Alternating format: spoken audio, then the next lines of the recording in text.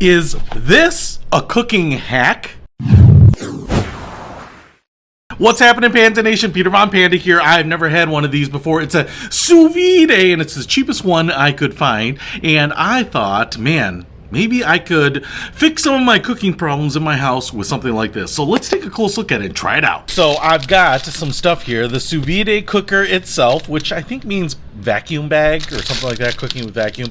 I also did buy some of these Sous Vide bags here. So I'm going to use these, although the buddy who turned me on to this little cooking hack actually says he uses Ziploc bags. So you don't need to vacuum seal these or anything, but didn't want to make the process any more complex than it needs to be. Now, because this is kind of like modern slow cooking, I've seen pictures of this. I just figured it was so expensive to do. I have never tried it. This Sous Vide cooker here is kind of like this drop-in, almost like hot plate type of contraption that you put into a pot of water, and it heats up the water, but not super hot. It just kind of slow cooks stuff, but they can be kind of expensive and high-tech in some ways. But this one seemed to have a lot of the features I needed, is missing features that I don't need, and fits my budget here. The model 805A. Oh, that good 805A. And this one was one of the cheapest ones I could find. I think about 40 bucks. As you can see here, we have a Sous Vide recipe book, and I don't know that you'll need this because I think you can Google a lot of these, but I wanted to try to make steak because honestly, the last time I made steak in the house, I kind of pan fried it, and it was this huge, ugly mess. The pan got super dirty. It was hard to clean, but more than that, the place smelled like fried steak. It spat up a lot of oil out of the pan onto the cooking surfaces. It was just kind of crazy. And then my buddy was like, dude, you can make a steak in an hour doing basically nothing, and it's going to be perfect every time. You can make all sorts of other stuff, and it makes no mess. And I was like, dude, what are you telling me? And he's like, get one of these. It's super easy. So here is the cooker. It's bigger than I would have thought. It's much bigger than like a curling iron, although in the pictures it always looks like that. So you can see what it looks like here.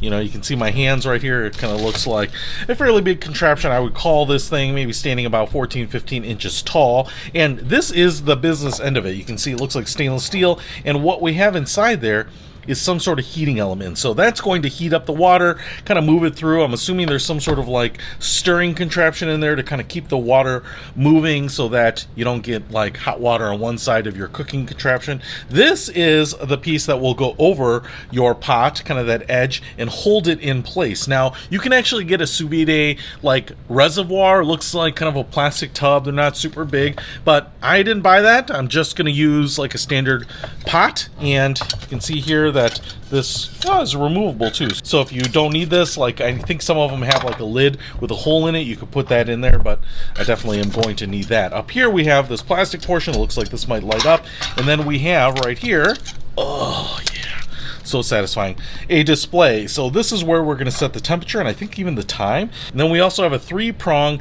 grounded power cord right here. So this is how you will power this bad boy. I would call that about 4 feet, so you're not going to have problems reaching your distant outlet. So I'm just going to put this in, and the way I'm going to cook this is I have some filet mignons, and some people call them filet mignon depending on where you're from, and what I want is generally kind of a medium rare. What I think is that I am impatient, so you can set this thing to like 130 degrees and cook it for like 90 minutes, or 135 for 60 minutes, and that's what I'm going to do because I'm getting hungry here. So let's take this, let's take the Sous Vide bags, and see if this thing is actually as easy as you think it is. Now, I will say, I think once it's done, after an hour, it is edible. It's cooked, it's ready to rock, but I'm not going to finish with that. I think I'm going to try to sear it just a little bit in a pan as well, just give it a little bit of that crust on the outside, a little bit of that bark, and see if we can make a really nice steak, basically with a life hack, and actually keep my cooking area totally clean. So let's get to it.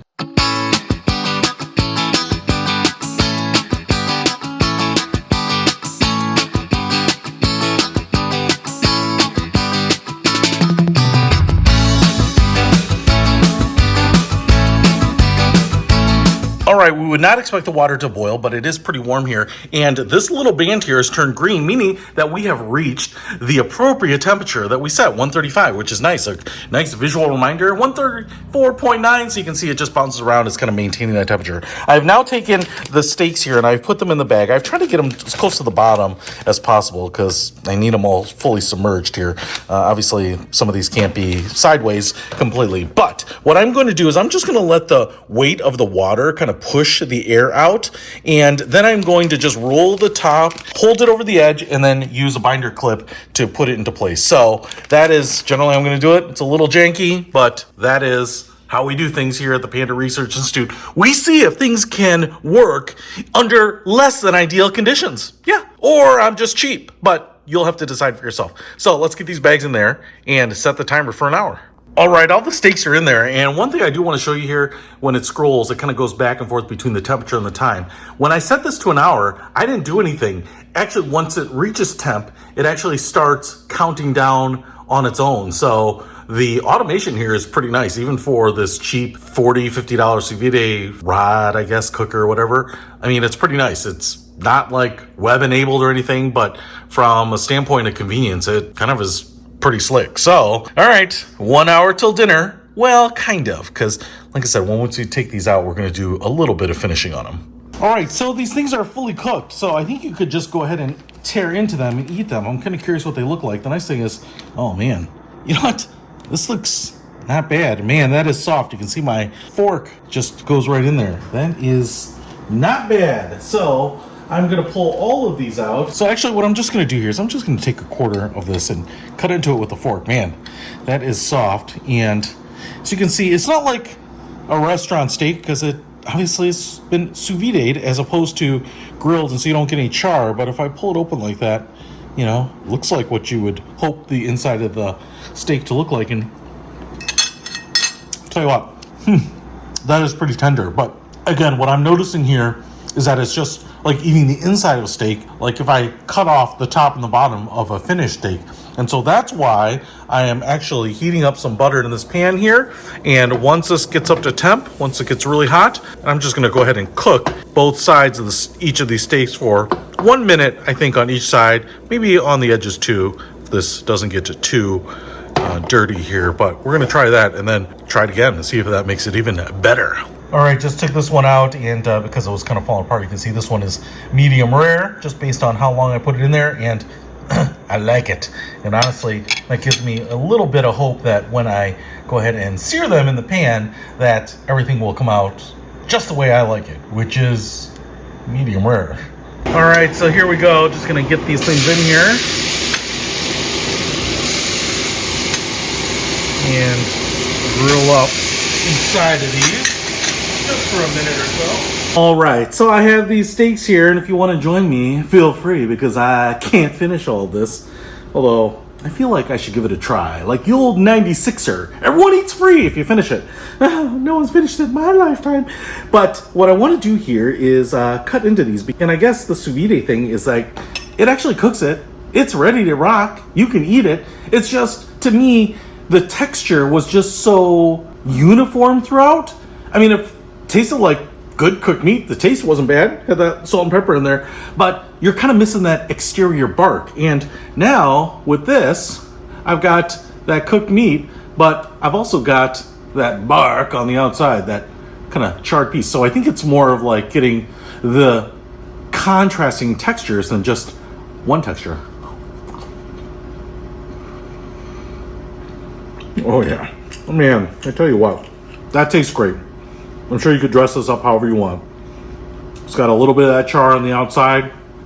Could have done it even a little longer. To me, that looks great inside. I've got a little bit of that pink, the brown, the black on the outside. This tastes like a perfectly done steak.